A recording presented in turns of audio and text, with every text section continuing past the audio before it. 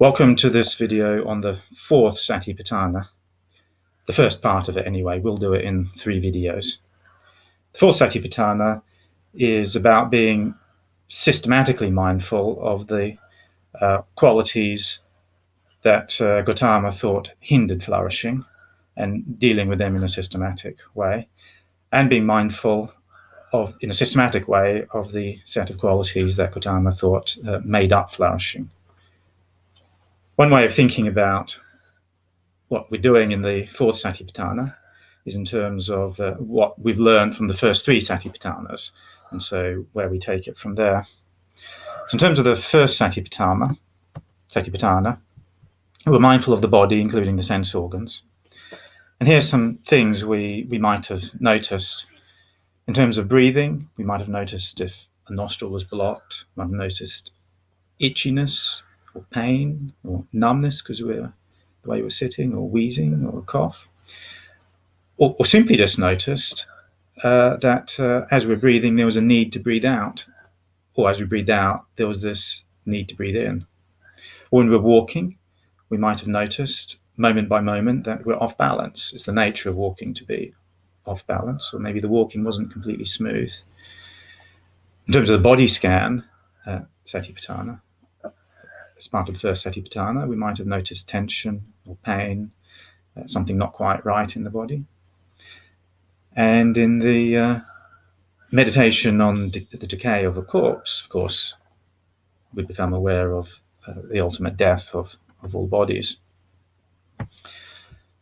So one way of summarizing all these things is that there are always problems.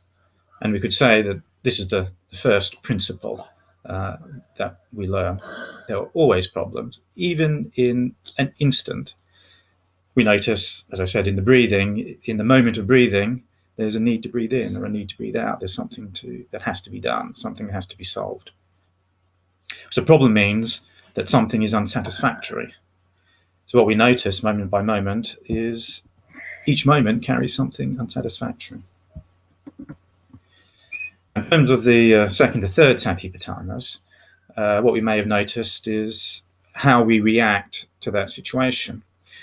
And maybe we noticed that the way we dealt with problems is we felt a need for things to remain the same forever, which is craving or clinging. In other words, we thought we could solve the problems by having a solution and then keeping that solution there.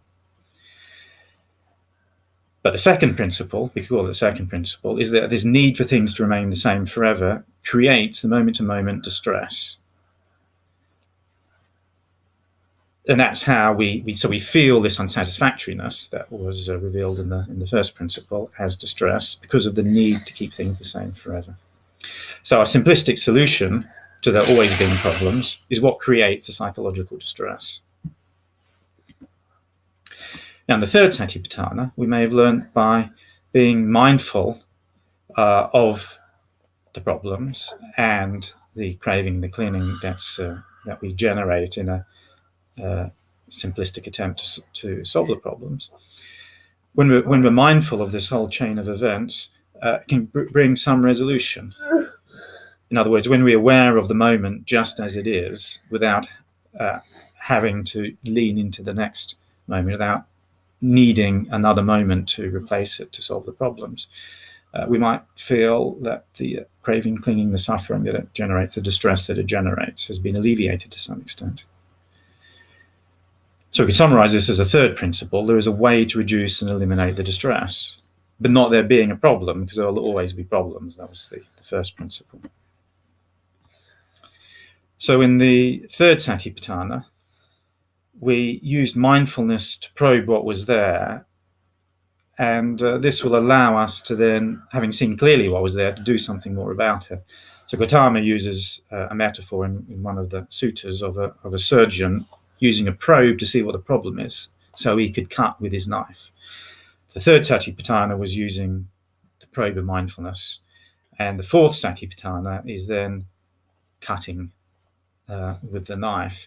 In other words, being more systematic in alleviating this distress in order to produce more flourishing. So to summarize, these are the 4 principles that you could say follow from the 4 Satipatthanas. First principle, there are always problems. Even in a very instant, you can sense problems moment by moment. Second principle is the need for things to remain the same forever, which is craving or clinging, creates the moment-to-moment distress of feeling this unsatisfactoriness. The third principle is there is a way to reduce and eliminate the distress, but not a way to eliminate the fact of problems. And the fourth principle adds to the path out of this distress by giving us other ways to, on top of mindfulness, we're starting with mindfulness and then being more active in reducing the distress.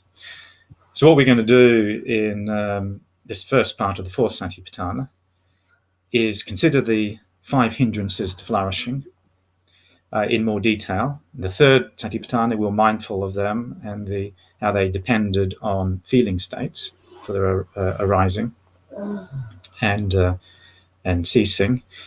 We're going to consider the 5 hindrances to flourishing and consider some particular things we could do for each one that I've derived from the Buddha's suttas and their commentaries.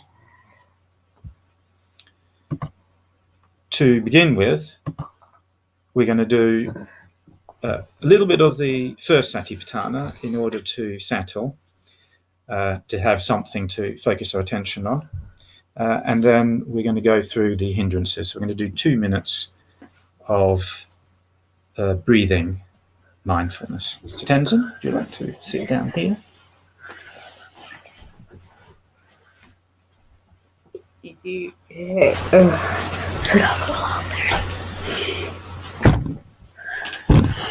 Like. Okay, now if you just sit mindfully, little one. So sit mindfully, mindful posture. Excellent. Now, we're going to go through the first quartet of Anapanasati. So now, if you're settled, breathing long, knowing you're breathing long. Would you like to close your eyes? And we'll do that for 30 seconds, starting now. So you can create extra long breaths in order to help focus your attention on your breath. Go. Close your eyes. And breathing long.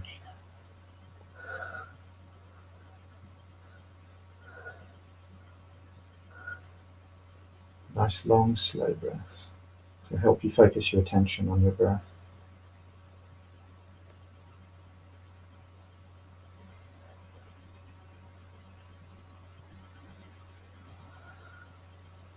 Excellent. Now breathing short, knowing you're breathing short, so just keep your eyes closed.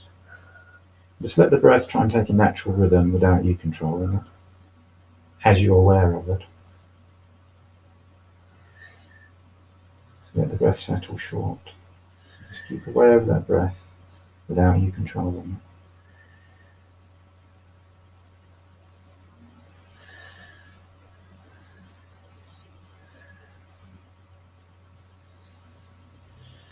Very good.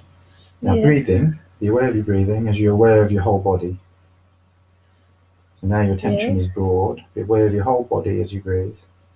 And if you like, you can broaden your attention to the whole of space and everything around you and just be aware of your breath, plus whatever your attention alights on as you breathe. Just be aware of whatever is around you, including your whole body and your breath.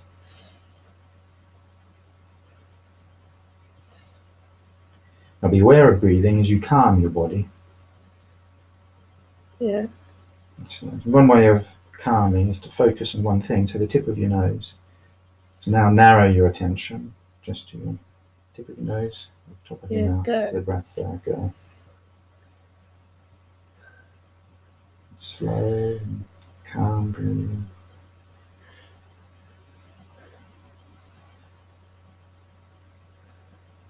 That's good. So now that we've settled with the first, little bit of the first Satipatthana, we're going to go on to the 4th.